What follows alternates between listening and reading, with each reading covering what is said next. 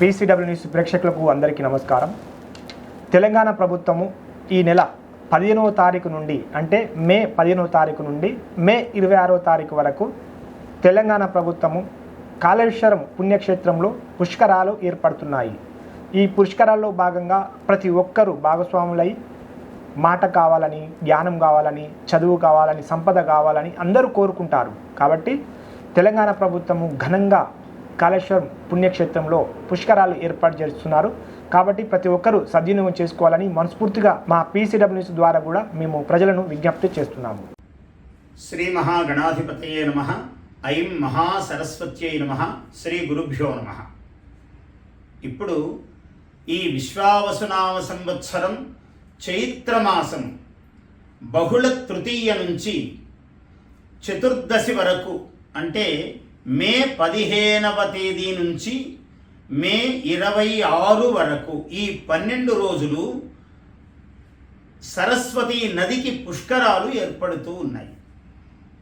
కాళేశ్వర క్షేత్రములో చాలా గొప్ప ముక్తి క్షేత్రం ఈ కాళేశ్వరం మన తెలంగాణలో.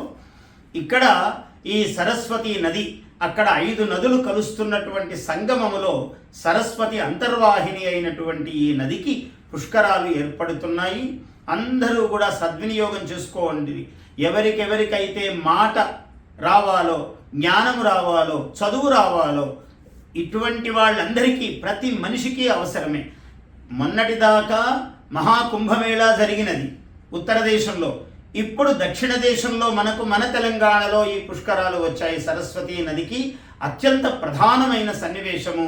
ఈ 12 రోజులు అందరూ కూడా చక్కగా వినియోగం ఈ సన్నివేశాన్ని చేసుకోమని నేను కోరుతున్నాను.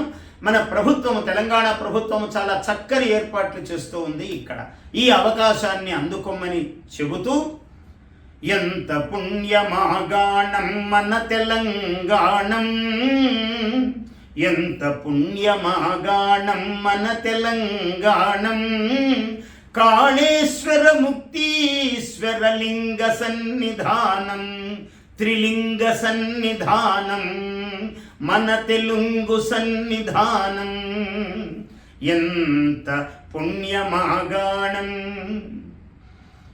ఈ దివ్య క్షేత్రంలో సరస్వతి పుష్కరాలు ఏ పుణ్యం చేసినా, ఎంత చేసినా, స్నానం దానం శ్రాద్ధం ఏది ఎంత చేసినా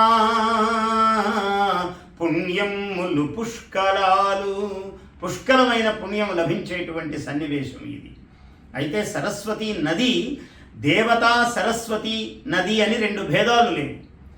సరస్వతి ఏ దేవత అయితే ఉపాసింపబడుతున్నదో ఆమెయే నదిగా ఆవిర్భవించింది.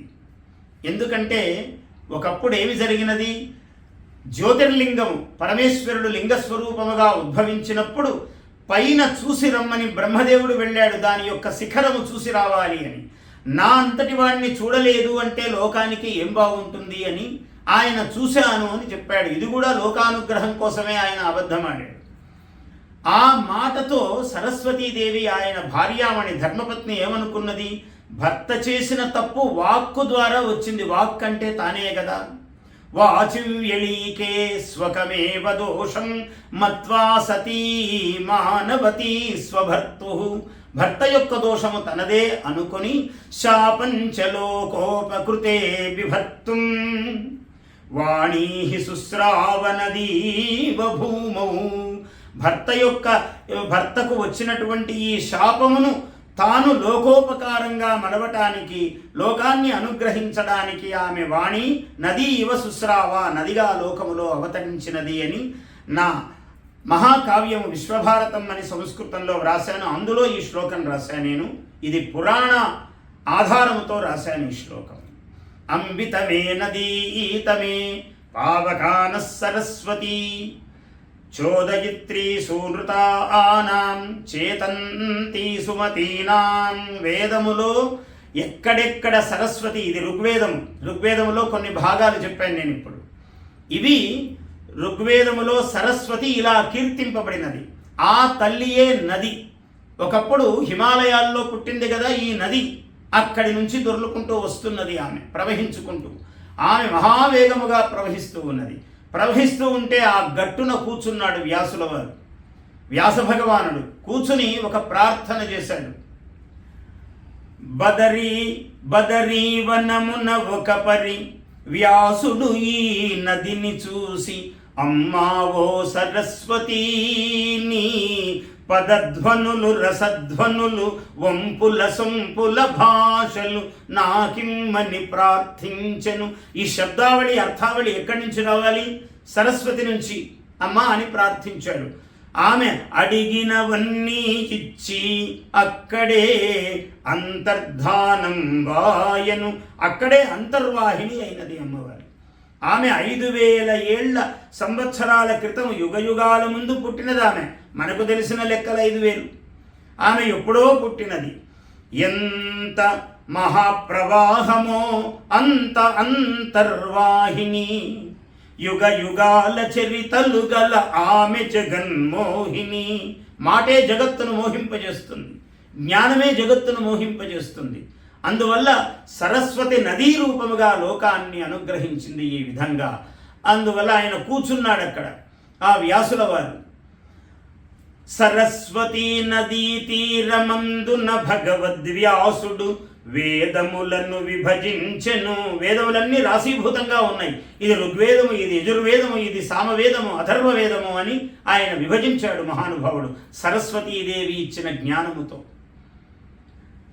కాబట్టి ఆయన ఏం చేశాడు? వేదములను విభజించెను, పురాణములు ప్రవచించెను, భారత భాగవతాది వాంగ్మయములు సృష్టించెను.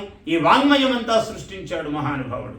అటువంటి ఈ నది ఆమె అంతర్వాహిని అయినది. ఆమెకు ఎక్కడెక్కడ ఆ ప్రజల యొక్క అనుగ్రహాన్ని, వాళ్ళ యొక్క పుణ్యాన్ని ఆధారం చేసుకుని అక్కడక్కడ రూపం చూపుతూ ఉన్నది ఆమె. ఎలా వచ్చింది? బదరిలోన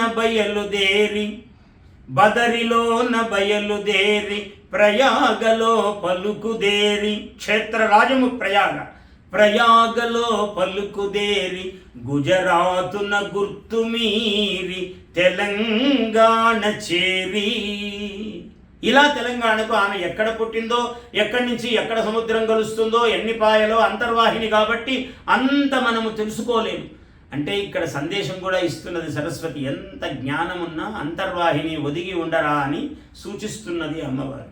తెలంగాణ చేరి గోదావరి ప్రాణహిత వరదా వైన్య సరస్వతి పంచనదీ సంగమమై కాళేశ్వర ముక్తీశ్వర క్షేత్రం మునగడిదేరి. మన పుణ్యవశం, తెలంగాణ పుణ్యం, ఆంధ్రులు తెలుగు వాళ్ళు చేసుకున్నటువంటి పుణ్యం. అమ్మవారు ఇక్కడ పుష్కరాలు జరుపుకుంటూ ఉన్నది ఈ సన్నివేశంలో. అమ్మవారి స్వరూపం ఎట్లా ఉన్నది? సరస్వతి ఇంకా కాశ్మీరములో వెలసెను ఆమె సర్వజ్ఞ సరస్వతి. కాశ్మీరములోన వెలసె సర్వజ్ఞ సరస్వతి, బాసర లోపల వెలసెను ఆమె జ్ఞాన సరస్వతి. కాళేశ్వరమున వెలసెను ఈమె వృద్ధ సరస్వతి, ఈమె ప్రౌఢ సరస్వతి.